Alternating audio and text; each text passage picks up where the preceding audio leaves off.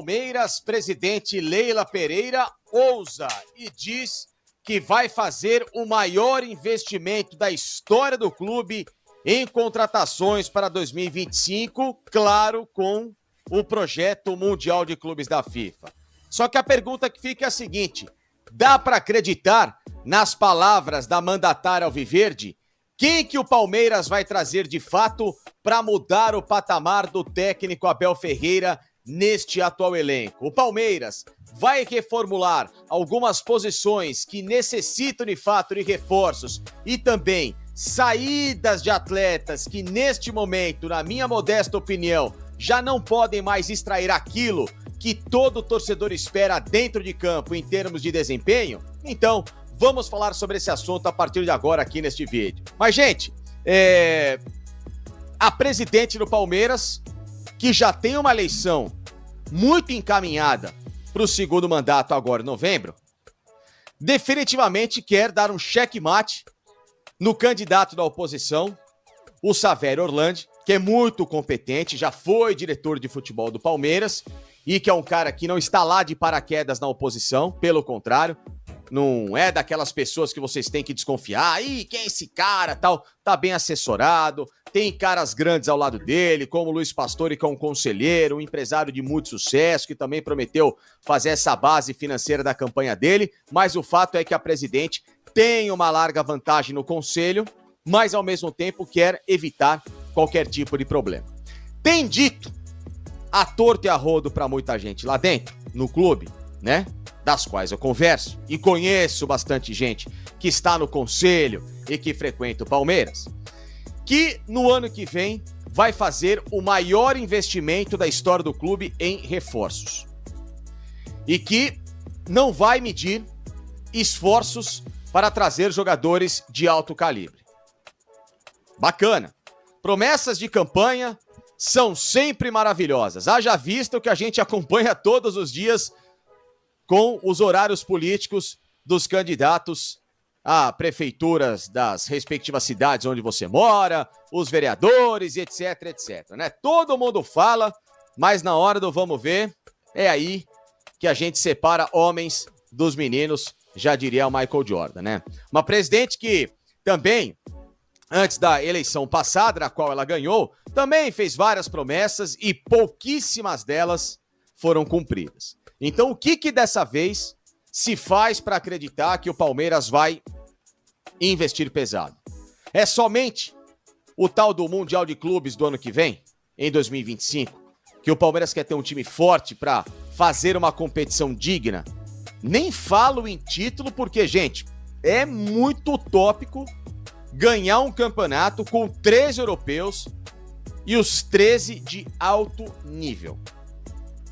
Vai ser quase que impossível. Não existe impossível no futebol, mas o quase impossível já é meio que inatingível. Mas o Palmeiras, claro, quer fazer uma competição digna ao ponto de passar da primeira fase e depois pensar em jogo a jogo para ver até onde que esse sonho pode chegar. Mas, gente, vamos pensar racionalmente, tá? Antes da gente falar do que o Palmeiras anseia, tem que contratar, o que ele vai focar a partir da próxima temporada. O mais importante é formar um time para ganhar Libertadores, Copa do Brasil e, obviamente, a base para se disputar o Campeonato Brasileiro. Por que eu falo isso? Porque o Palmeiras, em 2024, contratou alguns jogadores, principalmente nessa janela do meio do ano, as chegadas do Felipe Anderson, do Maurício e do Giai. São 3 bons jogadores, 3 jogadores de alto nível para fazer com que o time se torne bastante forte. Porém, outras posições ficaram pelo caminho e que o Palmeiras tinha tanta prioridade para contratar como essas em que ele fez investimento.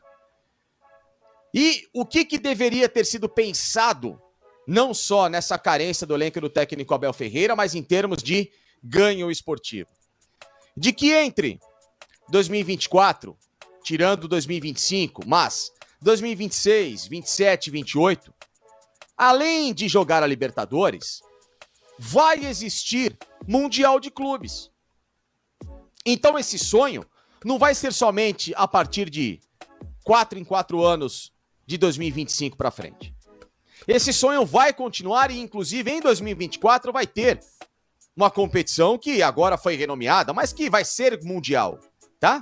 Da FIFA, chamado Copa Intercontinental. Vai ter o mesmo nome daquela versão anterior de um jogo só no Japão, ou que antes de 1980 eram as 2 partidas de ida e volta, uma lá na Europa, outra aqui na América do Sul, mas que não envolviam times de outros continentes. Esse novo Intercontinental vai ser exatamente o mesmo formato desse Mundial que o Palmeiras disputou recentemente, com uma diferença: um jogo a mais para todas as outras equipes que estão na competição, exceção ao time europeu, que já vai direto para a decisão. Assim como era o antigo Intercontinental, com a diferença de que o campeão da Libertadores é quem faria, à época, aquele jogo decisivo contra o time europeu. Mas vai continuar tendo o Mundial de Clubes.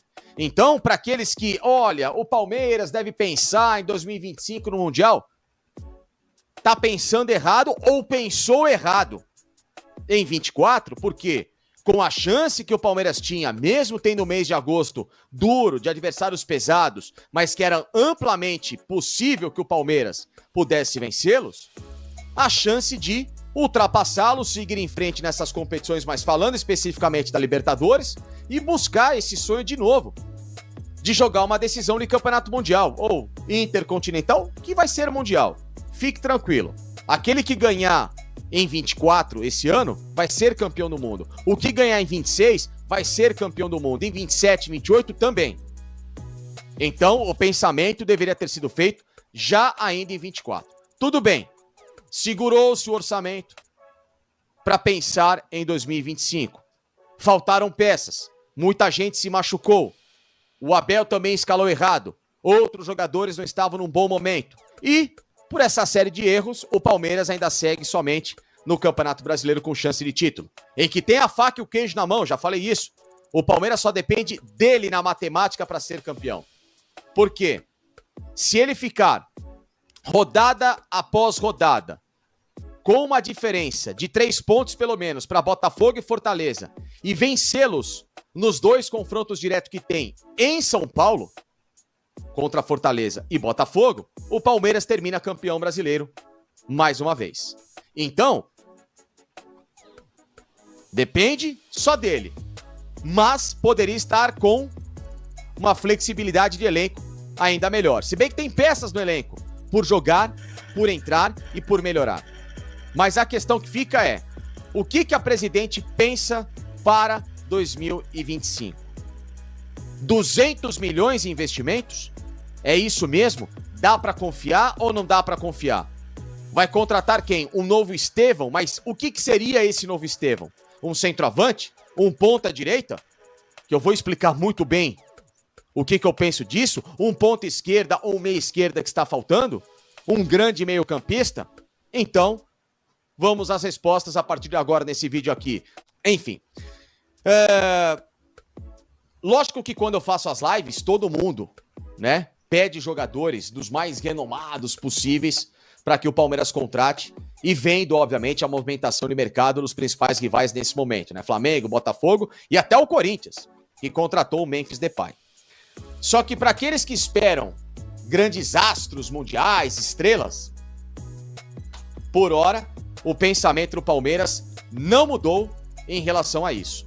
Esses 200 milhões, ou um pouco menos, não se fala em valores confirmados, tá? A informação que eu tenho é que o Palmeiras vai investir, mas não estipulou qualquer tipo de teto ou piso, ainda vai ser em jogadores com aquele perfil de poderio de retorno financeiro para fazer contratos mais longos e que, evidentemente, possam se desenvolver com o técnico Abel Ferreira. A não ser que surja, o que não é o perfil do Palmeiras, uma grande possibilidade que esteja bem acessível de um nome mais renomado para fazer parte deste elenco, tá? Agora, quanto à substituição do Estevão, que o Palmeiras procura um ponta-direita. Essa é uma informação que eu fui buscar, que ela não faz muito sentido. Por quê? Porque o que o Palmeiras hoje olha é para o lado esquerdo e não o lado direito. Haja vista que o lado esquerdo vai ficar desfalcado com a possível saída do Dudu. O Palmeiras já deixou claro que o Dudu não vai fazer parte do elenco.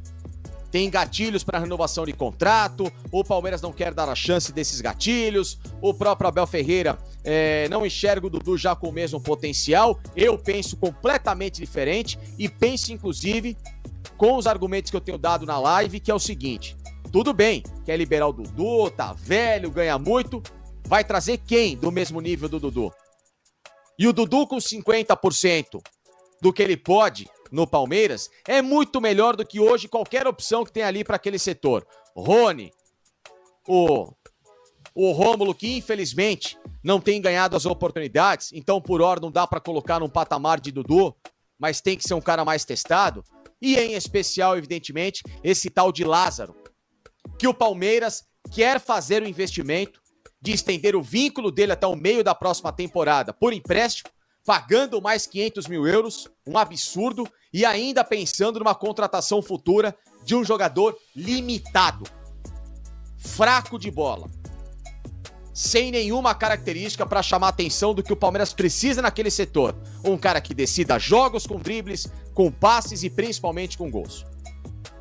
Um atleta que saiu do Brasil já subvalorizado pelo que ele era, quando foi vendido pelo Flamengo por 7 milhões ao futebol europeu, de euros. Se fosse tão bom assim, vocês acham que o Flamengo venderia só por 7? Claro que não. E aí volta pra cá com preço fixado em 12 milhões.